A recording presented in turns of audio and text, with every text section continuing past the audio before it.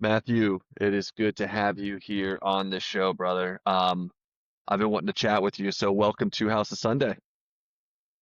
Thanks, Curtis. Thank you for having me. I appreciate it, and it's good to be here. Awesome. So let's just start by telling the audience, like you're based out of South Africa, you're in fashion. I don't even know the extent of your brand, so kind of just tell me right now of what it is that you do and what it is that you have going on with what you've built out in South Africa. So my company's called Next Generation Clothing. We formed it in 2008, and we basically our biggest brand is called Hydraulics, which is a multi-brand brand where we import different brands from around the world. And recently, in the last 2 to 3 years, we've launched our own in-house brand, our own hydraulics brand, our own label. We've sourced brands for many years. The best of what we feel is out there for our consumers. Hmm. Um, and that's basically, to put the long and short, what hydraulics is. And yeah, we have another brand that we import ourselves called Anthony Marotta, which is an Italian brand which comes out of Italy. We just imported basically the franchise into South Africa, and we'll be taking over Replay, which is another big Italian denim brand. We actually purchasing the company locally next year in March. We're taking over that as well. So that's more of a franchise type of model, but hydraulics is basically our own creation with a curation of different brands from around the world. Amazing. So that's, current 2025. What was your start into just clothing in general? So I've been very fortunate that I come from a fashion background and a retail background. My father has been a trader in the industry for 40 plus years.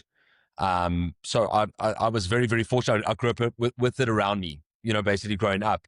And I was working in the stores, physically working in the stores from 16 years old when it was school vacations. I was in the stores learning. My dad and his partner at the time really gave me a good foundation, a good background into this. And I knew straight away, hey, from 60, it was from when I worked in the stores. Hmm. Most people don't know what they want to do. I knew straight away this is what I wanted to do. I don't know what it was. I think it was this need to be cool, and I Yeah. wanted to be cool and things like that. And I think that's where it came from. But yeah, it was just I knew straight away this is what I want to do. I don't know. I just really liked it. I was just so into it. I was just really interested in it. And I physically worked in the stores. Learned my way up from there. I've done right all the way now to being a what I would say a proper CEO, Hmm. where I basically barely ever visit the stores anymore. I've got people doing the groundwork for me, and now I have to have more of an overview effect. So I've done it all, which I think is so important, and it's something I actually instill into a lot of the employees that come in, a lot of the employees that will go far in this industry. I think to learn it from the ground up is incredibly important. But like I said, I was very fortunate, and I did build in it. Of course, I did build in it, but I was very fortunate to have a strong background in it. Wow. Okay. So that's pretty amazing of just being in the background, knowing what you want to do. What type of clothes were you selling when you first got into your dad's store? So it was all denim based, denim and casual wear. So that's the world I've been known, and that's the world I've been brought up Hmm. around. It's and I, it's funny whenever I've like diversified off that and gone into something else in retail. Like at one point, I owned three Swarovski stores, which I've mentioned to you before. Hmm. I own three Swarovski basically franchise stores in South Africa, and yes, it is retail, but it's a completely different industry. And there was just I wasn't passionate about it at all. It was just completely different. Unfortunately, that only lasted 2.5 years, and then I got back to my foundation of what I do. And it's I'm I've always tried to stick to the same type of ethos. Like the majority of our business now today is sneakers. It's where we do the majority of our business, but it's always been around that casual based streetwear, denim wear, that type of world. That's always been where I specialize in. That's what I know. That's the world I know. Um, and yeah, it's just something I would always recommend is just stick to the world you know. Don't try to go out of the world Hmm. you don't know because it can change really quick. You think it's just an industry. You think retail's retail. It's just it's not as straightforward as that. Have you seen the progression of style obviously shift through from when you worked in the stores till now? And what has been obviously a shift, but what has also stayed that's kind of more so just like a timeless piece that's kind of just stayed through the years as you've developed and seen the transitions? Yeah, that's a good question. I mean, if I have to be honest, we've always had denim around our business since when I Mm-hmm. first started as like a casual in the stores years ago and things like that. I've always evolved it. We've always had denim in our shop as a staple in the wardrobe. I mean, denim's going through a dark time at the moment. It's a very boring time for denim, but it's always been a staple. People will always wear jeans. Yes, it might not be the hot stuff at the moment, but people are always going to wear denim. Um, I think for the longest time now, for I mean, going back at least the last 10 years, sneakers are becoming a clear staple in people's wardrobes. Mm-hmm. Since the big movement 10, 15 years ago towards, I think, our generation, when we've just grown up with sneakers, so we are going to wear sneakers forever. And I think Mm-hmm. generations to come, sneakers is a new staple. So the Absolutely. generations that came before us, it wasn't, but going forward, it will definitely be a clear staple. Um, yeah, and your simple t-shirt. I mean, a t-shirt's never going to go in or out. The fits might change slightly.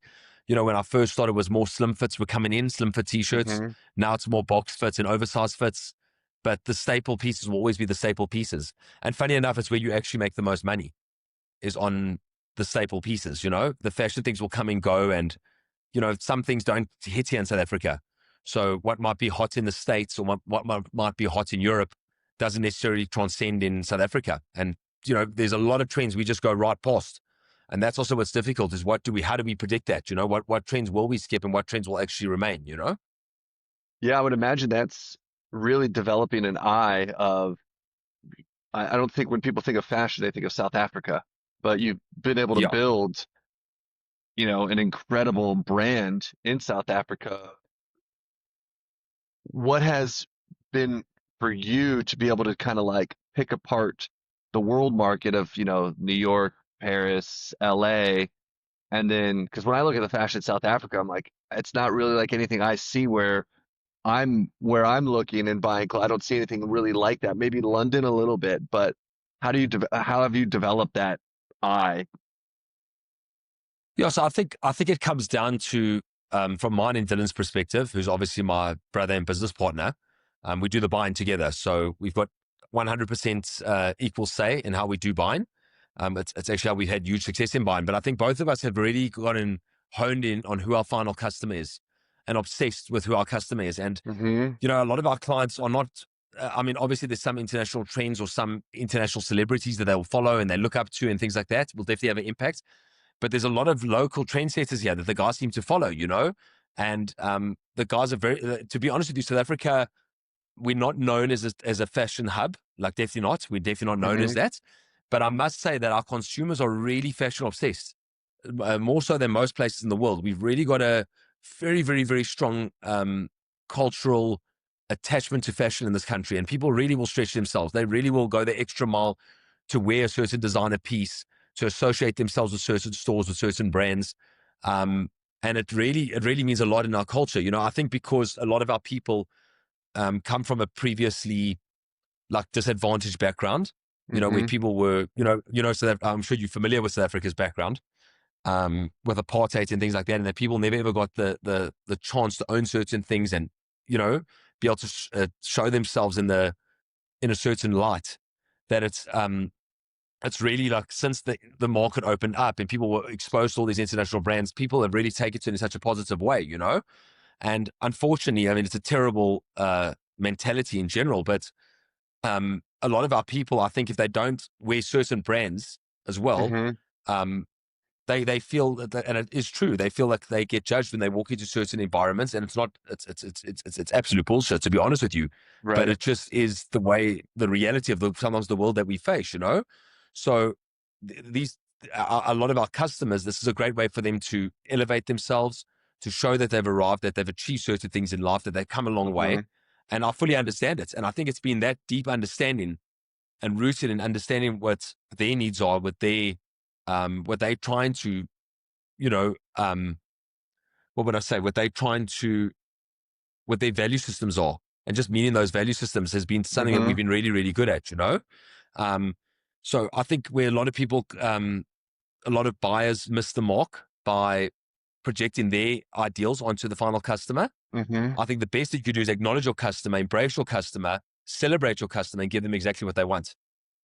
Amazing. And I totally agree with you on the clothing aspect that, I mean, it's just the world we live in. You're going to get judged on what you wear, and it's going to be your first appearance of how you present yourself.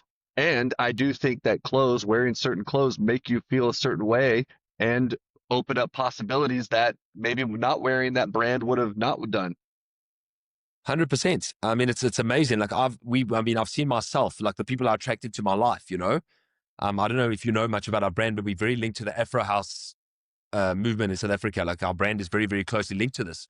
And myself and Dylan have just connected with so many of these top DJs, these international DJs, Hmm. because of it's the way we appear. Like when people look at us, they see us in a different way, you know? Right. And then we relate to them because of the way they dress, because they're very trendy and things like that. And you just feel that these are my people, you know, and you just understand it, you Hmm. know? And, you know, like it's amazing that you go into any room and you look at around like how people dressed. Are these my type of people? Is this like Right. even with your partner choice?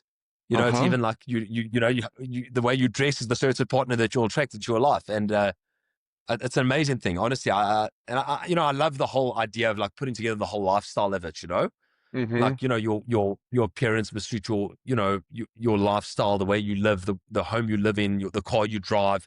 It's the whole lifestyle elements about it, which is so important. You know. Absolutely. I love that. And I want to circle back to what you said about the buying and the curating in South Africa. And you obviously you've grown up since, since you're a wee little lad in fashion. How much has your taste, your influence impacted what people wear in South Africa, in, Johannesburg, in where you're located? Yeah, that's a good point. I mean, I definitely think we've had an influence. You know, I think I must say that I really feel that um, myself and Dill, we have a really, you know, we really understand things, and we believe we have superior taste. To be honest with you, Hmm. and I feel that the customers felt that through the product, through the quality of items we sell, and our curation of products. You know, um, and you know, I feel Dill nailed it the other day. He said being a top multi-brand store is literally like being a great DJ. It's like it's your curation of music. You're not there literally doing anything really unique besides bringing your unique music and your unique sound to the world. And basically, Hmm. that's exactly what we're doing. We are buying brands that other shops in the world stock, but our unique flair and our unique taste and understanding what our customer wants and making sure the depth that we buy those certain products in has had a huge market, you know? I think today hydraulics has got a huge influence of what customers will buy into. And Hmm. hydraulics is definitely seen as like a trend set in store. So if we try something, the market starts trusting it. Then the competitors will catch along and push that image more. And then it does seem to have a certain pattern. But it took years to build that. At the beginning, it was more about understanding where are the customers going elsewhere. Like, what type of fashion are they identifying with? What are we seeing a lot of walking into the store Hmm. continuously? What is the type of, what are the vibes that the people are looking for? And then Right. what is the best way to give that to them? So it started like that a lot. And I think today, because we are the biggest multi-brand in the country by some distance today. And I think a lot of that, I mean, we had to earn that. We had to earn that right. Right. And we had to really understand that and acknowledge that and things like that, you know? But it's amazing. Like even just circling back, I mean, I don't know if you're aware, but the world of fashion is in quite a dark space at the moment. I mean, things are not really, there's not much innovation coming out of the space.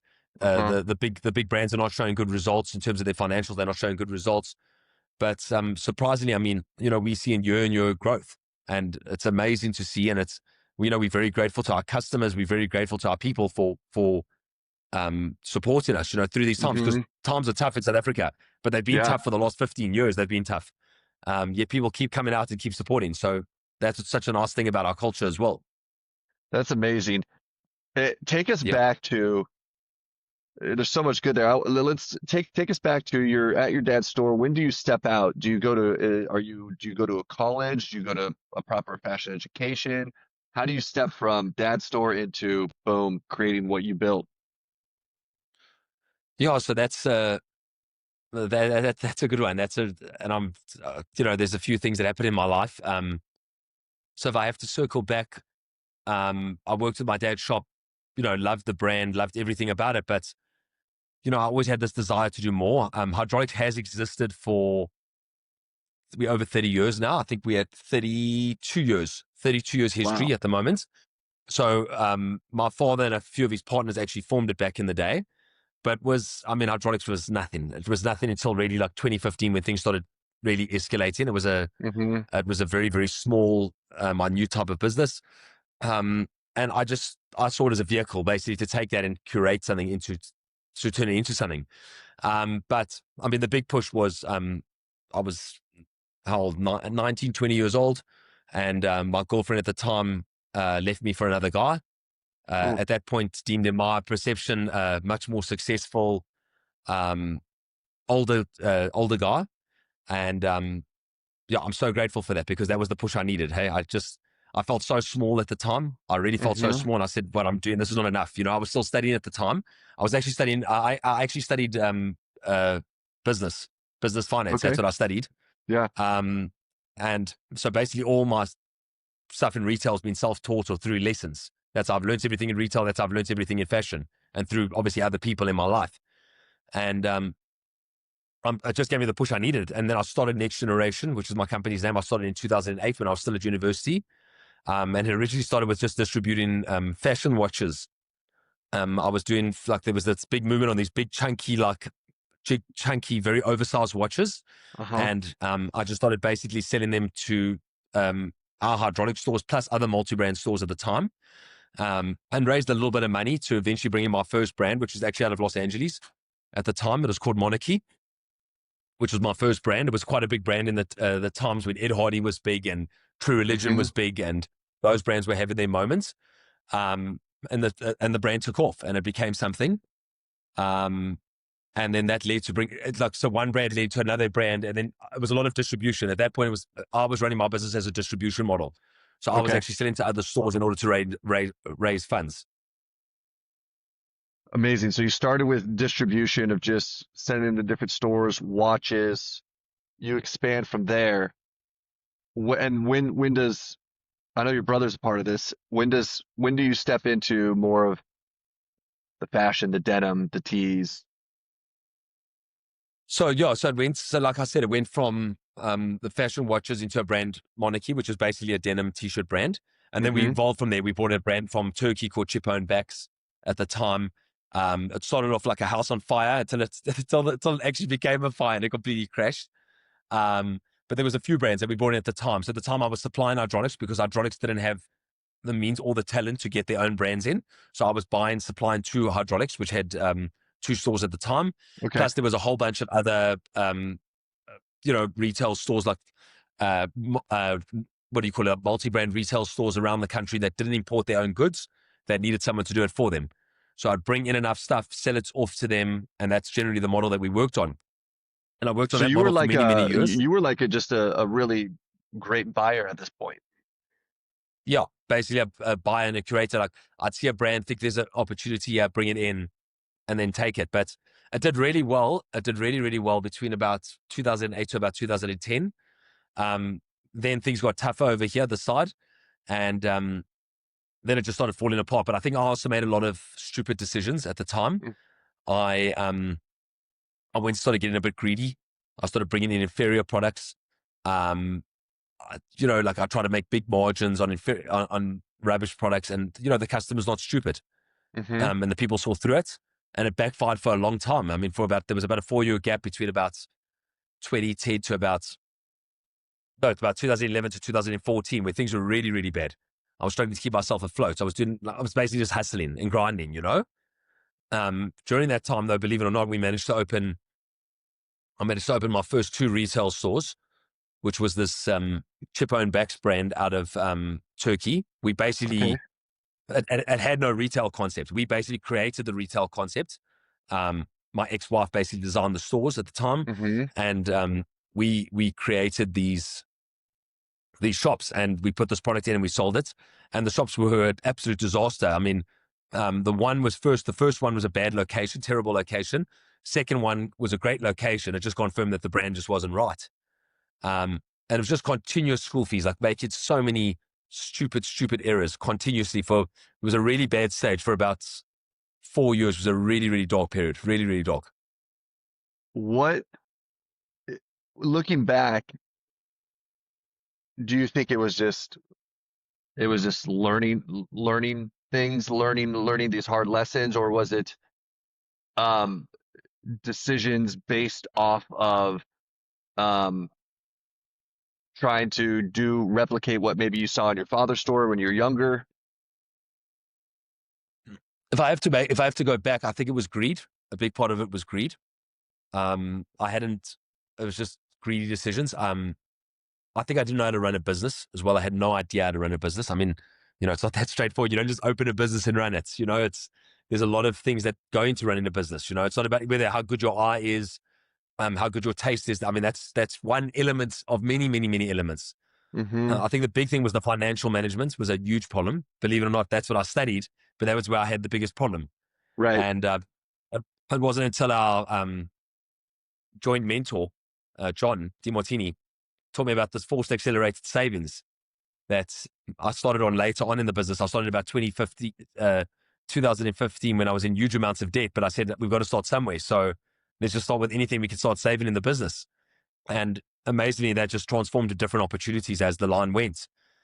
Okay, But so wait, so you have a huge amount of debt at the point yeah, at this point. yeah, yeah. At that time, I mean, it won't seem like much in dollar sense, but for at least a 2 to 3 year period, I was in 30,000. I don't know what it was at that point in dollars now. Maybe in equivalent times today, it's about $30,000 in debt constantly in an overdraft facility, just constantly in the red. It just wouldn't come out.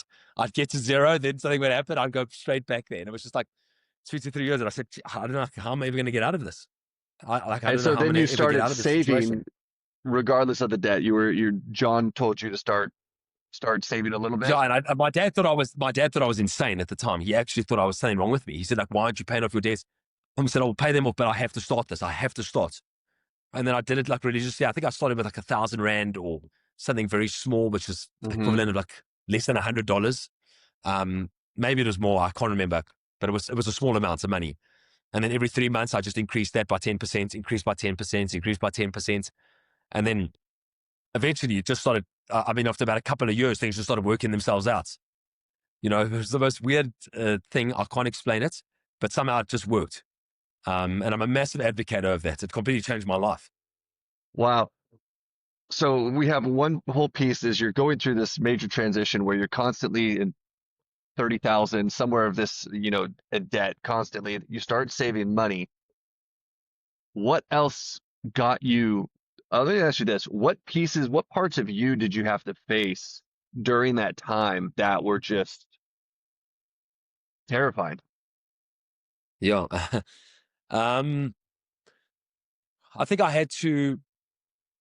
I was like, listen, when I made my first bit of money, I was like, went and bought myself a house, a 2 bedroom, like, little townhouse. I bought myself, a Range Rover Evoque. In the time I was Hmm. 23 years old, I thought I was a big man. Yeah, I've arrived on this world stage. I think I had to accept that this is going to take a bit of time. And I think I had to start learning the process. I mean, it's a continuous journey, but I think I had to start learning the process to delay gratification, a Hmm. lot of gratification, to learn to delay that, see the bigger picture.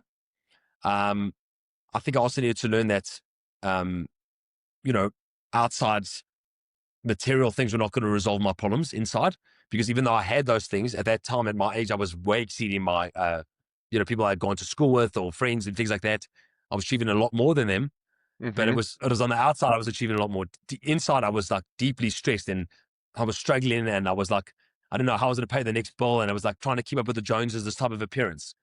So, um, I would say that, like, I would say that part of my life, those are the things I had to face.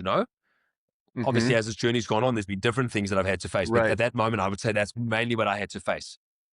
I think I just So, I had to double down. I had to stop, like, I had to stop partying as much. I had to really get focused. I had to work really, like, hard. I had to know it's going to take a lot of hard work, because at the beginning I thought it was easy. It was coming in quite easily at the beginning. mhm. Little did I know I wasn't building anything. I was making money and then buying stuff. That's what I was doing. And I was like, what? Like, it seems retarded now, 20 years later, almost 20 years later, looking back. But that's what I was doing.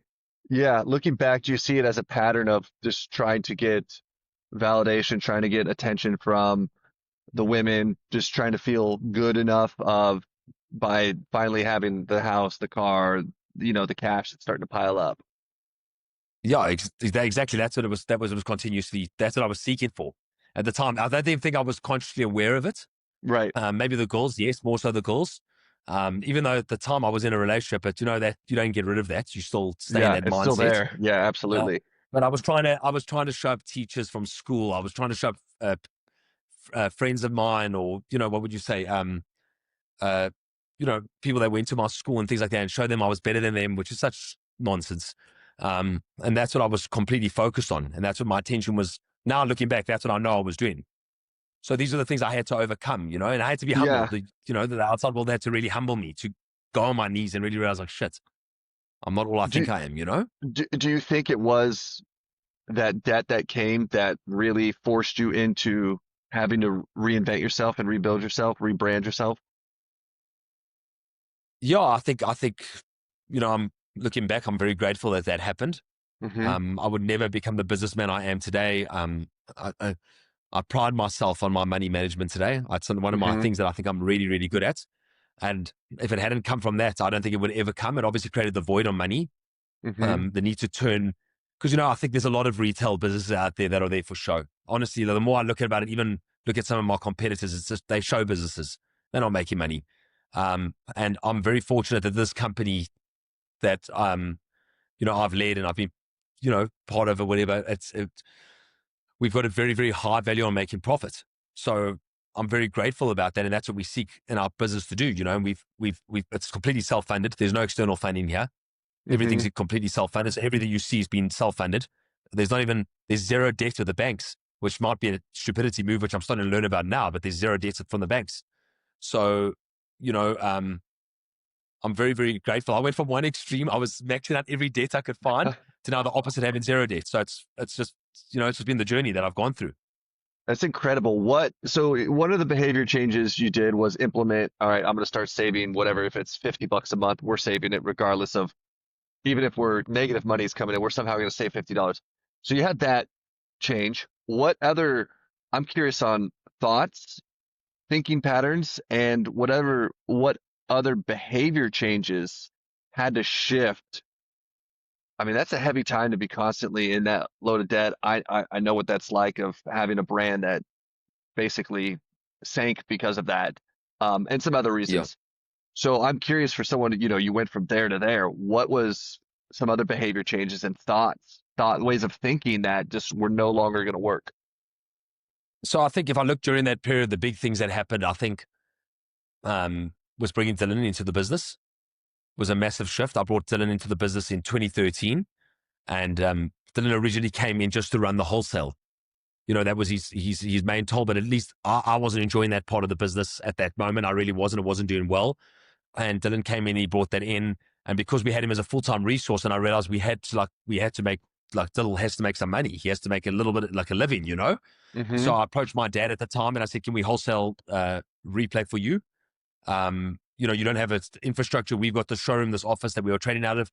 Can we set up a showroom and we'll start wholesaling for you? And we won I think at the time it was 7% of what we sell. And that was a big shift. And then I think the whole point of like having to humble myself to my father during that Hmm. period, to realize that, because I like at the beginning I thought, oh, I'm so much smarter than him, I know more than him. And then I think I realized like very fast that I didn't know more than him. And and his business was really starting to take off at that moment. And I like, you know, it's, you know, how humbling that is when you see him hitting record after record after record and you like down in the dumps. It's like, you know, and there's always been this thing with me and my dad. I think, you know, being the oldest son in that there's this competition, there's the silent competition.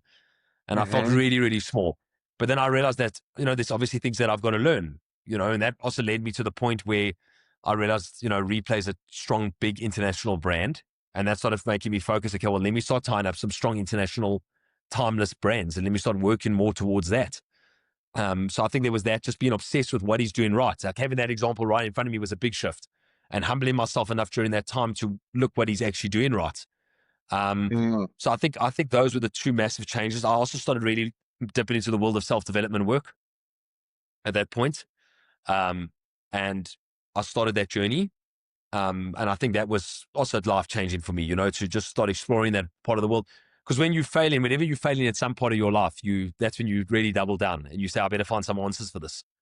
So I started Right. reading every business book I could every financial book I could. Obviously, just that's where it started. That's where my self development journey started.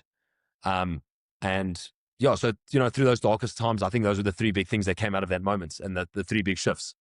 Amazing. I'm hearing from you that there's this piece of you that was able to kind of just humble himself and really accept that part. And maybe it's because you had so much love for this industry and the fashion, that you were willing to eat the dirt and to have that just natural, deep self-reflection of, wow, I'm going to humble myself to my father, learn from him, and stay on this journey and face whatever comes up. I think the big thing was, I'm going to say I was fortunate enough, because now in hindsight, I was fortunate enough not to see myself ever doing anything else. Yeah. I never ever saw myself to be in any other industry. When I used to think about it, like, it just didn't inspire me. It just wasn't what I wanted to do. This is where I just saw myself being. And like I said to you, from 16, 17 years old, I still knew it. At that point, I don't know how old I was. I must have been about mid to late 20s. I still knew at that point that's what I wanted to do. I knew there's just no way out. I need to make this work because there is no other option. Mm-hmm. Um, and then eventually, you knock on the right doors, and eventually, there's a small shift. And I think the first small shift came when we imported Anthony Marotta, which we still have today as a brand in hydraulics. And we have the standalone shops in about 2013. And there was another brand out of Amsterdam at the time called PME Legend, which we brought in. And they were just more high quality, more classic brands. And that was where the shift came, going back to the roots, going back to smaller margins at the time, going back to but give the customers a better quality product. And that's when the first shift happened. The real big Mm, shift happened is when um, there was this other guy on the market called X Trend selling this brand called Buscemi. I don't know if you know it. I don't. Also, Buscemi's out of New York, from an American designer called John Buscemi. Very, very high end sneakers. They were selling for at the time like $1,000 a pair of sneakers, a ridiculously high price, but guys were buying them. And we saw this, and like I said to Dill, "Could you these guys are buying these sneakers?" And then Dill came up with this brilliant moment and said to me, "There's this brand called Giuseppe Zanotti out of Italy. And I've seen their sneakers and it's a similar DNA and it's a good brand. Let's approach them." And fortunately enough, we had an agent at the time that we knew from back in the day that my dad had actually introduced us to. And I said, "Can you try and get us into this brand?" Um, and the guy said, let me contact them. And the guy said, "Cool, we'll supply you, but only with old stock. You're not allowed to buy a collection and things like that." And so we said, "Cool." We bought about 40 pairs of these shoes, selling at about $1,000 a pair. And yeah, we started selling like 20 pairs a month. And that was Wow. a really big shift.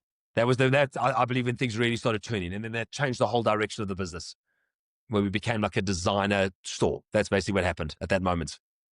During that time, was there ever, I know you mentioned earlier that, you had that in your heart. It's like, fashion is my thing. This is what I'm here to do. Was there ever a time when you thought maybe you might have to do something intermediate to continue to support that? Or what was that when you think maybe is this door going to open, not open? Did you have to face any of that during that dark time?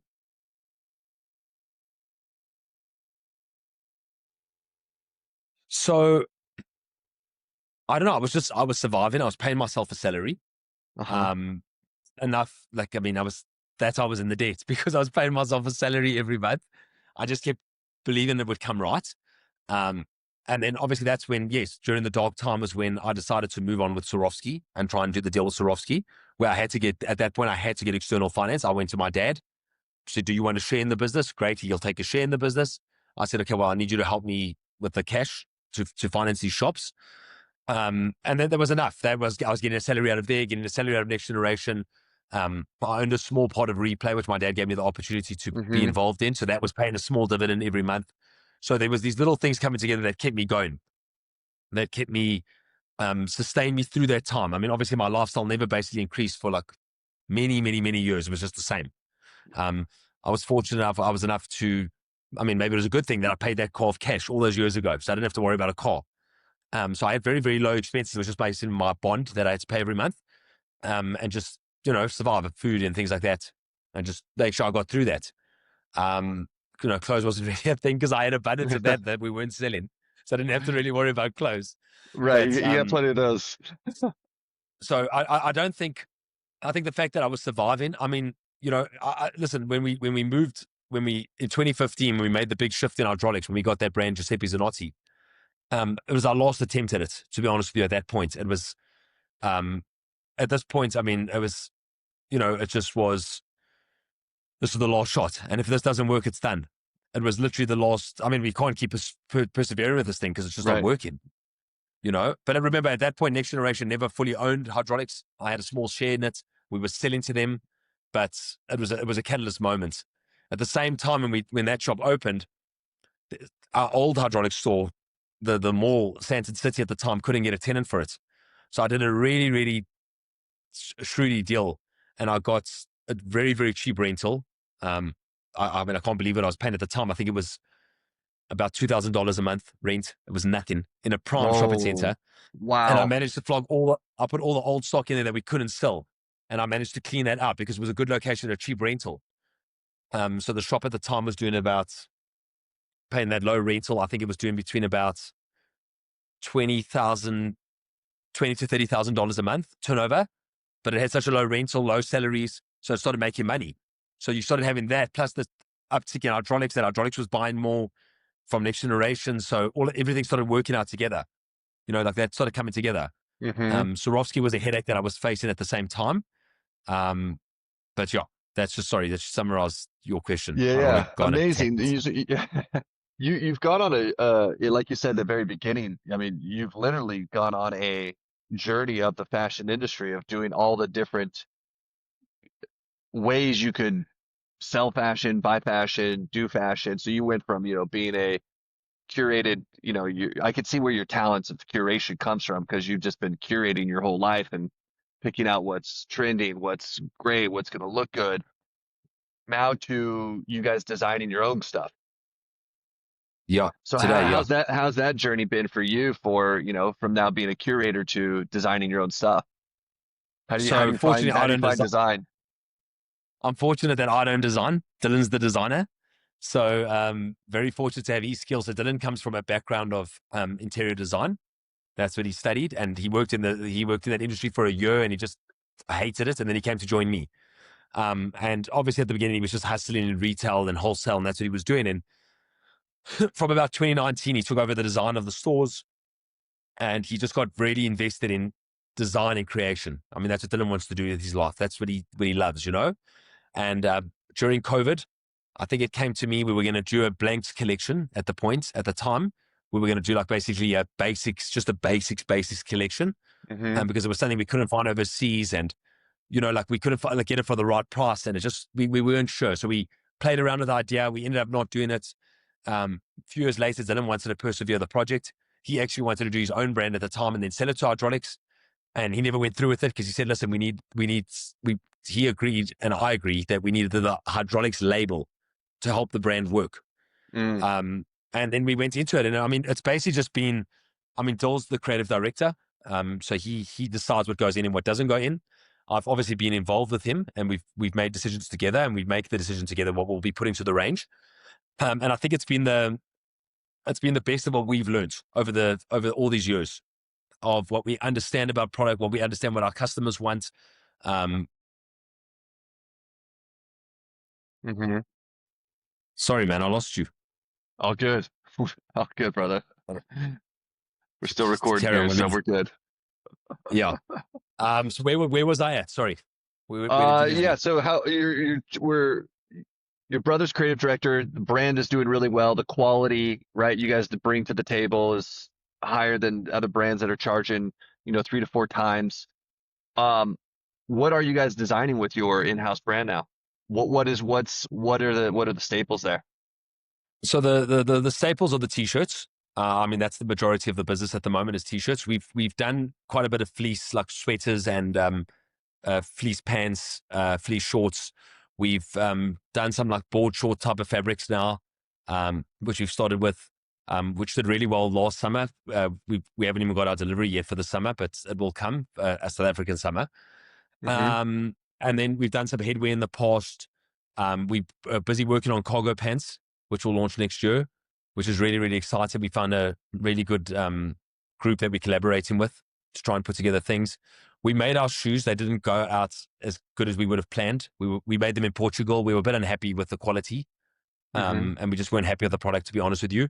So even though we're really good at footwear, it's something we want to work towards, definitely within the next year, which try and launch like a sneaker. But I mean, the quantities are not small. So we just Hmm. want to make sure we're ready with the product, and we don't want too much product going on sale as well. We want to try and protect that as much as we can. But this is a business about minimums. So every time you do something, Yeah. you got to be committed to the minimums. So we're Hmm. trying to, we always want to keep the range quite small, to be honest with you. We don't want to make it too big. We'd rather have better and fewer products. That's basically our philosophy. And products that we Amazing. just know that our market wants. Yeah, I mean that's great too. I would imagine you're probably, being located in South Africa, a lot of your stuff made in maybe Turkey, Portugal, somewhere in that vicinity versus going, to Far East and going to China. Yeah, it's funny. We actually do all our jersey. So when I say jersey, I mean t-shirts and fleece. We do it all in Mauritius, which is an island off Africa. I'm not sure if you're aware, but it's just a small island off Africa. Wow. And then we are doing some product out of China now. Hmm. So we are going to do quite a bit of product out of China. We will do footwear out of China in the future if we do it. There's such good quality in China these days. Honestly, I mean, Oh, I know. it's not even a thing. As long as you find the right Mi- place and the right people Yeah, to work with, the quality's superb. that's what I tell people. I was like, They've been making clothes longer than anyone else." Yeah, Yeah, exactly. And they just, they're honestly, talented. they really, really are. I mean, there's obviously some terrible factories there, but there's some wonderful, wonderful factories. And if you find the right guys, the craftsmanship's amazing and the work ethic Hmm. is incredible. The work ethic's incredible. Like what they can get out so quickly is amazing. Yeah. Like, like even we've been doing our paper bags there for about the last 2 or 3 years, and what they can produce for the price compared to what we were producing locally, there's just no comparison, unfortunately. So you Hmm. just got to go. They manufacturing geniuses. Yeah, they do. They do. I think Yeah. people put a bad rep because of their own, political beliefs, but um, I agree. They do. From me being able to work with them, was the clothes are done right. So, and that's really cool with the island off of South Africa. It was great. Yeah. Dylan got introduced to someone um, through one of our employees who introduced him to someone. And yeah, it just worked out. I mean, we were manufacturing in Cape Town before. That's where we were doing it before. We were doing it in Cape Town. And the guys at Mauritius have nailed the quality. Yeah? I mean, Dylan says to them, this is what I want. This is the fabric I want. This is the fit I want. And the guys do an excellent, excellent job. And I mean, the best part is, I mean, I've worn a lot of products in my life. And Yeah. the best part is, honestly, as soon as our hydraulics t-shirt gets out of the wash, it's back on me. Like, that's what I want to wear. I choose to want to wear the hydraulics product just because of the sheer quality is just so good. And I feel so good when I wear it. It just makes me feel so good. So I'm Amazing. really happy we've done that. I think a lot of the customers must be feeling the same way. That's why they keep returning, they keep buying. And Hmm. yeah, it's definitely a part of the business we want to grow, but we want to grow it carefully. And we don't want to do it too quick. Um, I think ultimately it gives our brand equity if we ever wanted to sell it. I think it really gives hydraulics serious leverage to go and sell it, because if Hmm. we had to sell it to one of the big groups here, they could leverage the brand. They could Yeah. really leverage it and use it in that way. But that's not on the short term agenda. At the moment, we're very happy to keep self funding, keep going the way we're going, and we're doing a great job. And we still, myself and Dylan, are still loving the job and Hmm. still loving what we're doing. And I think you got to keep loving it, because there's some shit times. I promise you. Our last buying season was just dark. Things still happen that go wrong, and you lose brands, and you just things happen, and it's just the way life is. And then you got to Hmm. reshuffle pieces with a moment's notice. You got to be reshuffling and coming up with alternative plans. So you got to love it. You got to love it. I'm very fortunate today that a lot's delegated off my plate. Like I don't do a lot of things I don't want to do anymore. Hmm. We got fantastic people in our company. We got some real champions, and we're very, very fortunate over the years to have attracted the right people, which gives myself and Dylan the freedom to just do what we're really good at. That's amazing. How much would you say of your own personal work on yourself plays an impact on has played an impact on hydraulics in your company? Yeah, I think it's it's massive. It's absolutely massive. I mean, um, I'd say it's definitely one of the biggest contributing factors, if not the biggest. I mean, both myself and Dill, as the leaders, do a lot of self development work, Mm-hmm. and we've done it and continuously done it for many years now. And I just think each time there's a new challenge in the business, it teaches me about myself, or it teaches Dylan about himself. When a competitor's doing X to you, you just learn. You just learn from it, Mm-hmm. and you understand what is this showing up in me, and what is this teaching me about myself. Um, it's absolutely priceless. I mean, I think if you're ever gonna, you know, even run a business at the level that I'm running a business, I think it's incredibly important to do that self reflection, because it's really hard out there. And I mean, I've had moments. I mean, even I was having moments a few weeks ago where I think I could lose it all. Like it's that type of moment. Wow. Like when's it going to go down? When's the ship going to go down? And was very fortunate now recently to be working with a really good hypnotherapist, which is something new that Mm-hmm. I've started. And it actually had life changing results for me. I must say, I'm really proud to say that I Wow. really feel like a deeper sense of belief in myself. There were obviously some things in my subconscious that were making me think small of myself, still seeing myself as still a failure and useless and things like that. Uh-huh. And just having that shift in belief system, I feel like I could keep doing this, and I feel like I'm prepared for whatever comes. That's amazing. And if you don't mind, if we could just touch on that for a second, was it just a thought process that was going on of like, I could lose this all? Was there actual like a storm happening, or was it more just purely internal in your own head? Yeah, I think it was more going on in my own head. Whatever was going on in the outside was not such a big deal. But things can just get blown out of proportion in your head, and then all of a Yeah. sudden you just think, I say to myself, flip, I better make money for a few more years, because if this bomb goes off eventually, I better make sure I'm well secured. So, like I don't have to worry if it goes to zero. But I really feel confident it won't go to zero. To be honest Mm-hmm. with you, not from an arrogant standpoint, but I must be honest, I don't think there's any better retailers than myself and Dylan in this country. I don't believe that's true. It's just from a really belief system. I really Mm-hmm. believe it. I really believe we're really, really, really good at what we do. The combination of both our gifts and our talents together, as well as our team, the team that we bring together with us, is just world class. I really feel we can compete anywhere in the world. And we'll see if that's something we want to do down the line, if that's something we really feel that we want to do from a place of Mm-hmm. inspiration, not from a place of money, Yeah. because I don't want to do it for chasing money. I want to do it if it's something that really is meaningful, and I want to test myself at the best in the world, which I really believe we can compete. Um, and that's honestly how I feel now. I mean, it's a few weeks. It's amazing that in a few months how that mindset could change from like this Yeah. mindset of scarcity that I'm going to lose everything to like I really believe we're the best at what we do. Yeah, it's incredible because when I speak with you, I can really feel and hear the heart of what you do in it and your heart for what you do. And I kind of circles us back to the very beginning of this piece where you've really kind of doubled, tripled, quadrupled down in on the thing that this talent that's been building over the years, which is your ability to curate, and you gave yourself permission to not need to invent anything new, but just use your unique style in growing this beautiful brand that you've grown. Yeah. Okay, so on that last piece of, I never thought I would get here, what would you say to someone who's in the midst of their journey, in the maybe in the beginning, at whatever, a different stage than where you've been at of like, holy shit, I never thought it would turn into this, but here we are.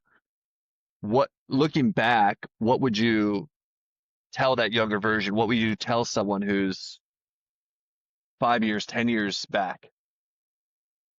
I think I would just say the first thing I would say is make sure you love it. Make sure you Mm-hmm. absolutely love what you're doing. Like the challenges will come there to test you, to check that you actually love what you're doing. Mm-hmm. And I think just keep persevering. If you love it and you feel you're ready to do it and you keep pushing through these challenges, eventually you will get it right.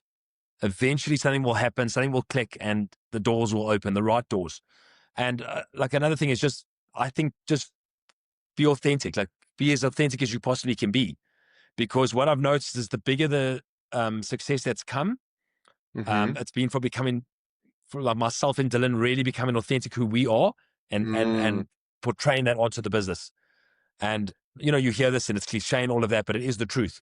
And every single year, I feel we're becoming a bit more authentic who we really are. Like even our collaboration, like I said to you earlier in the podcast, our collaboration with the music. with the Yeah. Afro house music. And it's the biggest, like, I honestly believe it's, I mean, piano is a massive thing coming out of South Africa at the moment.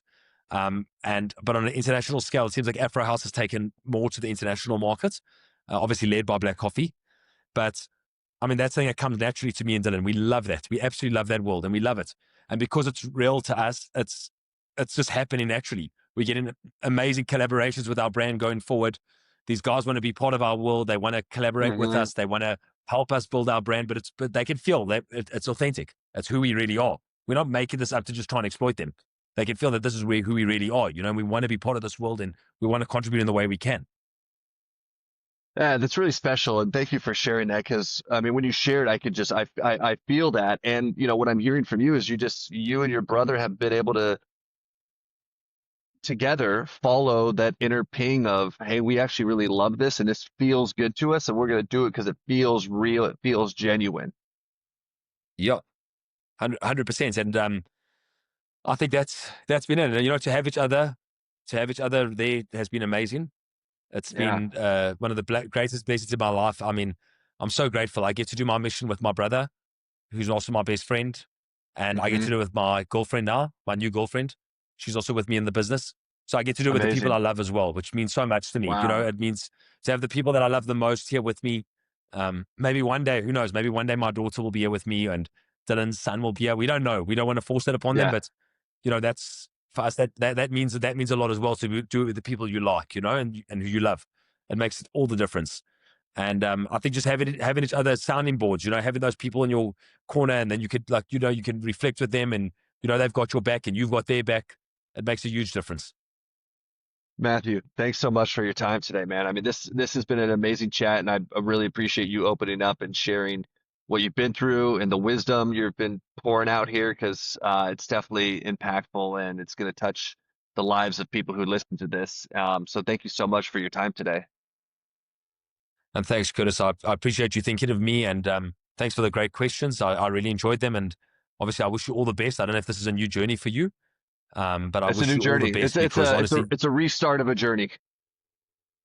I think you're really good at it. So I think you got a lot of there's a lot of potential there. You're as good as anyone. So just I appreciate that, brother.